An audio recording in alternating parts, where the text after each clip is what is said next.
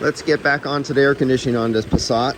This is like the 4th or 5th video, and it's been running for several minutes. As you can see, we're going into minute 21 right now.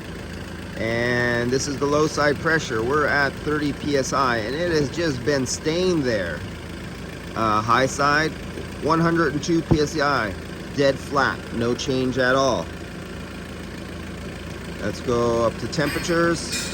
Our temperature has been staying at 39 degrees, rock solid, no movement at all. Outdoor ambient temperature has been 72 degrees. We have been running at a 3.2 superheat, 8.7 subcool, and we can look at that over the grafting period and see how much it has changed. There it is. We're in superheat subcool right now, and as you can see, it's pretty damn steady. Almost no movement at all. All right, that is it on this diesel direct injection. Oh, and this is I feel sorry for these people. Remember Dieselgate, the problem with Volkswagen coming to the United States?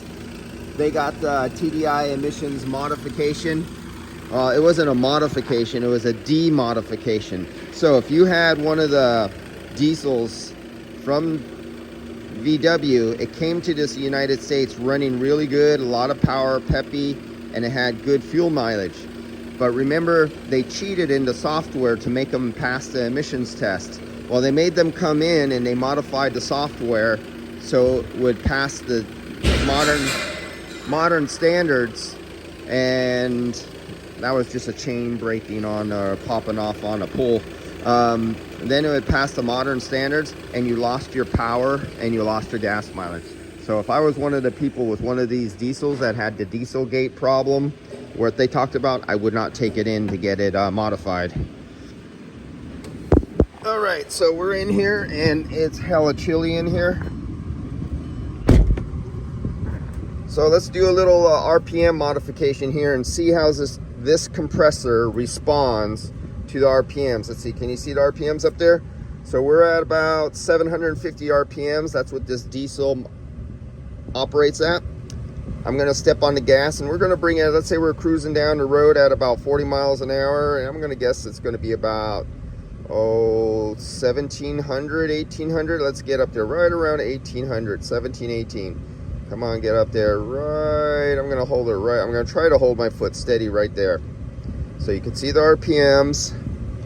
Look at the temperature. Here's the temperature, and that's right here, taking right there. And let's look what it looks like on the graph. You can see the little blip on the screen. It went from 39 degrees to 41 degrees. And let's see what our pressures did. Our pressures, that's where I stepped on the gas pedal and I came off idle. And oh, we're looking at superheat right there. Let's get back to pressure. Okay, so here's the pressures. There's the idle.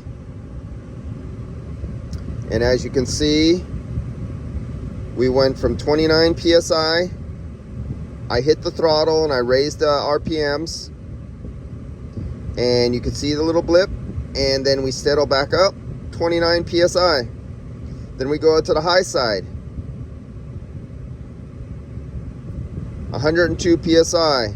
Just before I hit the throttle, 103 PSI. At 103 PSI, I hit the throttle and I brought up the RPMs. We see the dip, we see it recover, it come back up, and it start to steady out. And where are we at?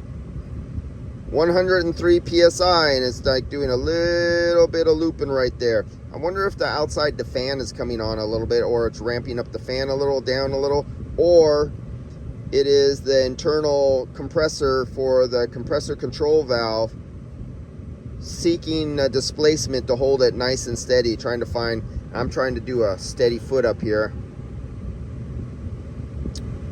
But we can see at this RPM, it almost makes no difference. We're going between 103, 104, 106, 100. So 1.3 to 1.7 to 1.4 to 1.8. So right around there at almost 2,000 RPMs cruising down the highway. And you see the low side, 29 PSI, 29 PSI. Superheat subcooling.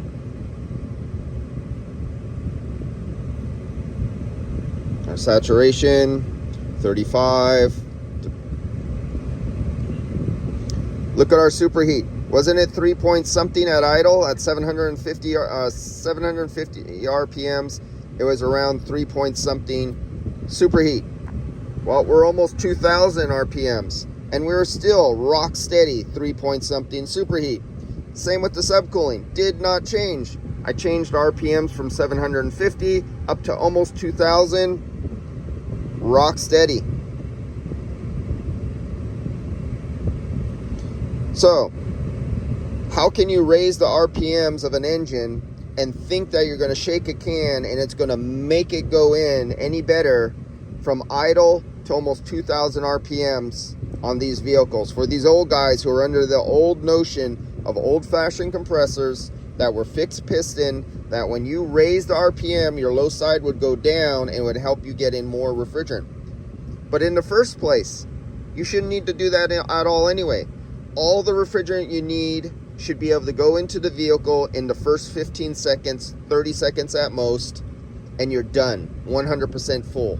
There is no reason to do the old can shaking thing, rev up the engine, and sit there whacking off cans. That is not needed. That is only needed because there was never any education and mandatory training in the automotive industry that guys in shops have to do this kind of thing.